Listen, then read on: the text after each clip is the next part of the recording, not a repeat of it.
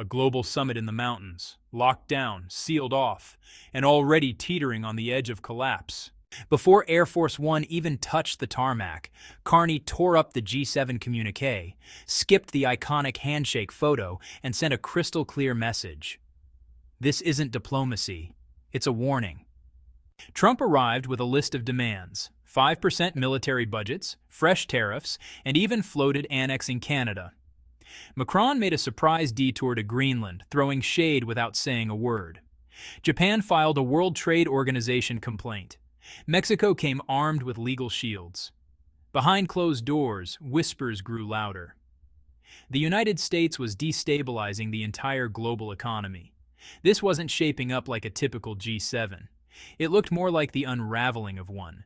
Prime Minister Carney stunned the world by scrapping the G7 closing statement before talks even began, something no host has dared since 1975. Reports say both the White House and European delegations were blindsided. The summit lost its signature symbol of policy unity. Carney's aides told the press it was deliberate. Canada would not legitimize United States trade coercion after Trump's 10% universal tariff, which now impacts over $1.1 trillion in imports. Normally, the communique lays out coordinated steps on trade, security, and climate. This time, a blank, sterile summary, a diplomatic void. Macron's team called it unprecedented. A German official described it as tactical silence, not chaos. With no official agreement, Trump left empty-handed, without a document to flaunt. The bigger question, did Carney just redefine resistance in G7 diplomacy? Back in March 2025, Trump sparked outrage by claiming Canada should have been part of the United States from the start. Former defense officials in Ottawa condemned the comment. But, the rhetoric isn't just talk. Last year, the United States ran a $38.6 billion trade deficit in goods with Canada. Trump responded with targeted tariffs: dairy at 22%, aluminum at 10%, lumber at 14%. Bloomberg reports Canada's manufacturing sector already lost $4.2 billion in the first quarter of 2025. Behind the scenes, Carney's trade team has been in Washington, fighting to protect high-value exports. Critical minerals, clean tech, both now facing regulatory hurdles under new U.S. economic sovereignty rules. Former WTO negotiator Peter Clark put it bluntly, "This isn't a trade dispute, it's a sovereignty test dressed in tariff codes, and if that's the real play, what part of Canada is next?" Macron's unannounced stop in Greenland just hours before landing in Alberta wasn't coincidence. It was a direct rebuke of Trump's repeated proposals to buy the territory. "Greenland isn't a bargaining chip," Macron said, standing beside Denmark's Prime Minister Frederiksen. Timing was everything. New U.S. Arctic drilling permits and mounting pressure to militarize Greenland's airspace under NORAD made the move even sharper. European Union diplomats told reporters it was coordinated to preemptively corner Trump. The G7 in Alberta wasn't just a summit, it was a high-stakes chessboard. And the first move? Canada just flipped the board. European Union diplomats told reporters the move was carefully coordinated to preempt Trump before he could raise territorial issues at Kananaskis. Macron's media team amplified the narrative worldwide. Photos, statements, symbolic handshakes, all framed as a defense of democratic sovereignty. By the time Trump opened his mouth at the G7, the story had already flipped against him. But the question lingers. Did Macron simply protect Europe, or did he bait Washington into overplaying its hand? This G7 summit feels less like multilateral governance and more like crisis triage. Germany's Chancellor Friedrich Merz arrived under pressure from a €17.5 billion export shortfall to the United States, triggered by Trump's auto tariffs. Japan's Shigeru Ishiba faced scrutiny after Tokyo's $74.1 billion trade surplus sparked fresh threats from the U.S. Commerce Department to reopen Section 232 steel investigations. The United Kingdom's Keir Starmer, fresh off a narrow parliamentary win, secured a 12-month digital trade exemption, but it excluded financial services. Mexico's Claudia Sheinbaum navigated border policy uncertainty after DHS hinted at doubling cross-border tariffs if U.S.-style asylum reforms weren't adopted. Meanwhile, India's Narendra Modi faced scrutiny over alleged state-linked political violence after a plot against activists surfaced in Toronto. No leader arrived to build a coalition. They came to limit the damage. And yet, Carney's refusal to issue a joint statement stripped Trump of a closing victory narrative. The World Bank's June 2025 Global Economic Outlook attributed a 0.7% global GDP downgrade to rising uncertainty from U.S. tariff volatility and, retaliatory measures. Canada alone has faced $4.2 billion in losses since January. Softwood, beef, and battery-grade nickel really leading the charge. By issuing only a chair's summary, Carney denied Trump the ability to leverage Canadian diplomacy for domestic gain. On NATO, Trump demanded allies spend 5% of GDP on defense. Carney pushed back.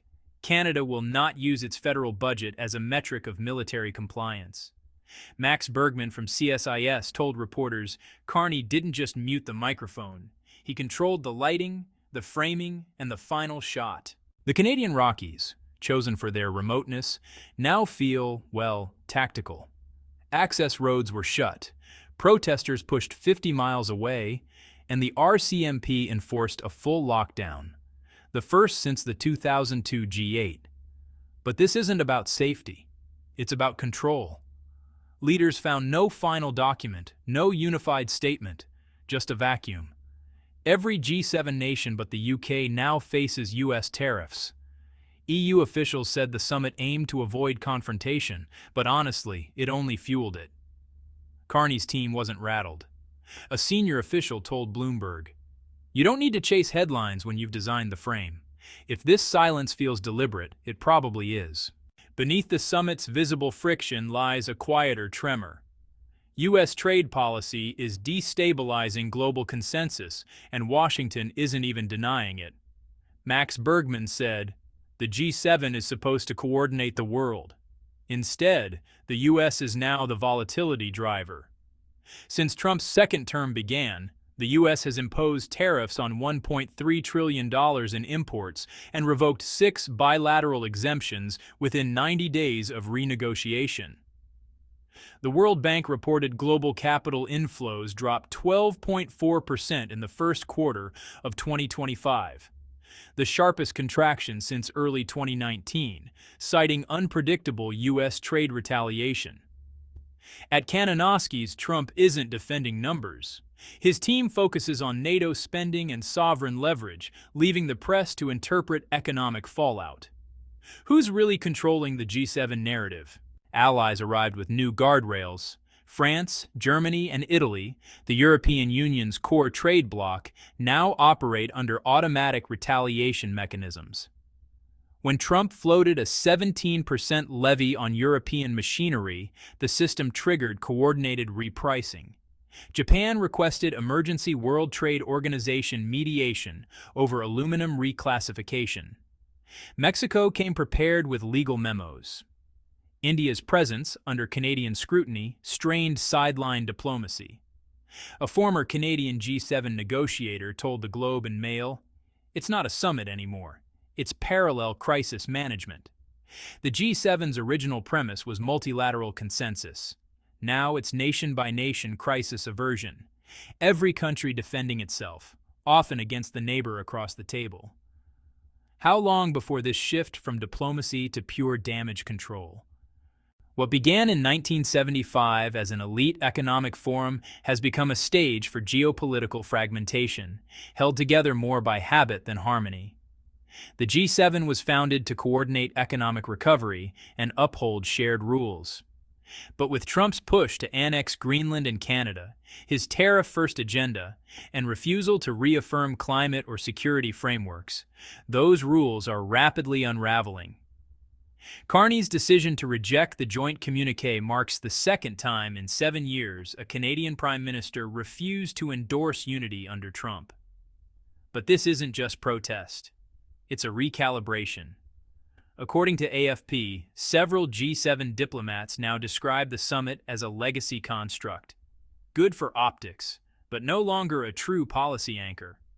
If the host won't sign it, the guest ignores it, and the rest hedge quietly. What's actually left to defend? Or has the G7 become nothing more than a mirror reflecting a world that stopped pretending to agree? So where does this leave us?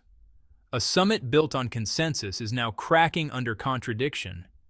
A chair who refused to close the meeting, and a president who might have blown the doors off the institution instead. But this wasn't the climax. It was the warning shot. Because if Carney's silent defiance reshaped diplomacy, just wait until NATO, where budgets become battlegrounds and words give way to commitments. If Trump demands 5% defense spending at that table, the fireworks haven't even begun. Don't blink. What comes next could redraw the lines of global alliances entirely. Thanks for watching. If you're enjoying this breakdown, please like and subscribe, and check out another video now on your screen.